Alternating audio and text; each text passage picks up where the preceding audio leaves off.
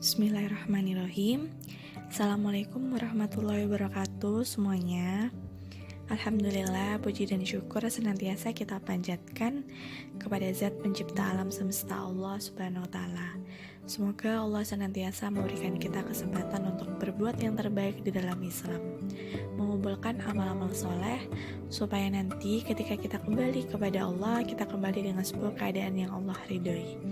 Dan juga selalu kita curahkan sholawat serta salam kepada baginda Nabi besar Muhammad SAW, manusia terbaik yang pernah berjalan di atas muka bumi, yang telah mencontohkan kita seperti apa seharusnya untuk berbuat, seperti apa seharusnya untuk berlisan. Dan mudah-mudahan kita semua senantiasa termasuk sebagai orang-orang yang diakui sebagai bagian daripada umatnya. Dan mudah-mudahan kita bersama dengan beliau nanti di syurganya Allah. Amin, amin, ya rabbal alamin. Oke, di kesempatan kali ini aku mau bahas tentang tugas peradaban muslimah. Bagaimana cara kita menjadi muslimah yang berkualitas. Muslimah yang berkualitas pastinya ia yang beriman dan bertakwa kepada Allah, yang segala aktivitas dilakukan tidak lain hanya karena Allah. Ia tidak akan membiarkan waktunya terbuang sia-sia untuk hal-hal yang tidak bermanfaat. Artinya, ia yang selalu produktif dan senantiasa mengupgrade diri, baik dari sakofah dan juga persiapan diri. Sehingga ketika mencapai jenjang pernikahan, dia akan siap dan mampu, baik siap dengan ilmu maupun mentalnya.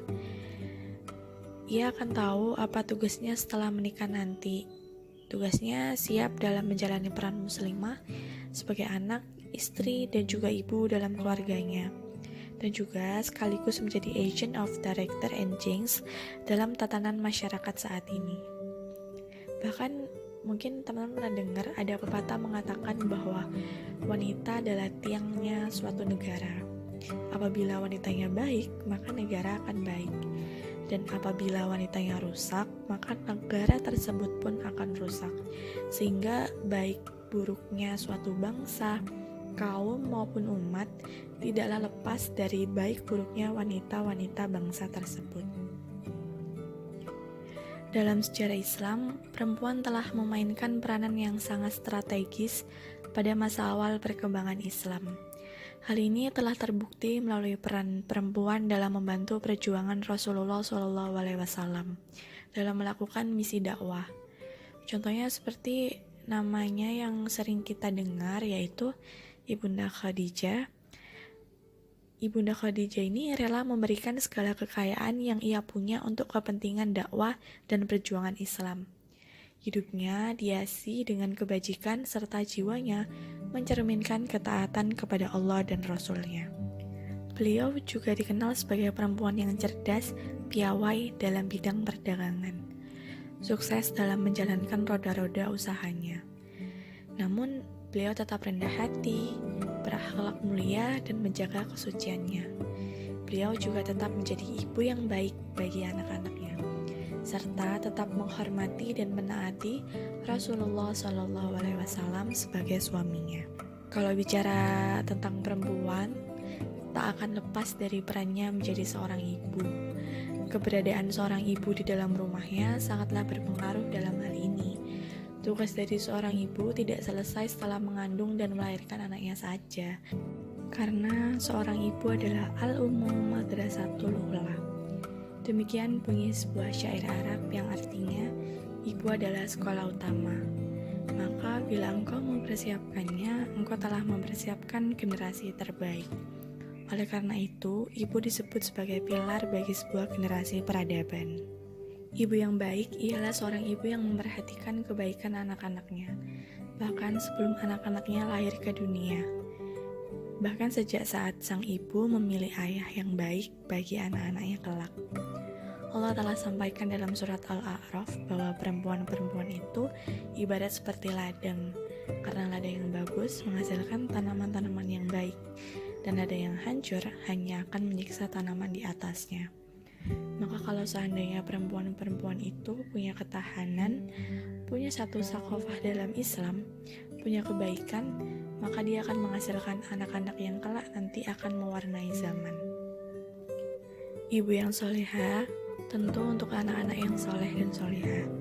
Di balik anak yang hebat, ada ibu yang hebat pula. Contohnya seperti Fatimah binti Ubaidillah, ibunda dari Imam Syafi'i, tokoh yang karyanya diakui di seluruh dunia. Kalau kita lihat bagaimana caranya ibunda Imam Syafi'i ini yang sangat luar biasa dalam mendidik Syafi'i kecil, termasuk dalam menjaga kehalalan nafkah yang ia berikan kepada Syafi'i sejak putranya tersebut masih berada di dalam rahimnya. Bahkan ia tak ingin secuil syubhat menyentuh ujung kakinya. Menurut Fatimah, untuk membina suatu yang baik pada seseorang anak itu harus sudah dibiasakan semenjak anak tersebut berada di dalam kandungan. Sebelum mengharapkan seorang anak itu menjadi seorang yang soleh dan soleha, tentunya sebagai ibu, kita harus memberikan teladan langsung tentang kesolehan itu. Para ulama menjelaskan bahwa pengaruh yang ditimbulkan dari perbuatan dan tingkah laku yang langsung terlihat terkadang lebih besar daripada pengaruh sebuah ucapan. Tugas ibu itu tidaklah mudah karena ibu itu punya tugas yang sangat mulia, tugas yang sangat berat, tugas yang terlampau hebat yang hanya bisa diemban oleh pundak mereka. Karena itu Allah Subhanahu wa Ta'ala sudah menyiapkan pahala besar bagi seorang ibu yang berhasil mendidik anak-anaknya dengan baik. Lalu sebagai muslimah, sudahkah kita mempersiapkan diri agar menjadi pendidik bagi anak-anak kita kelak? Sudah siapkah kita untuk mengemban tugas peradaban ini?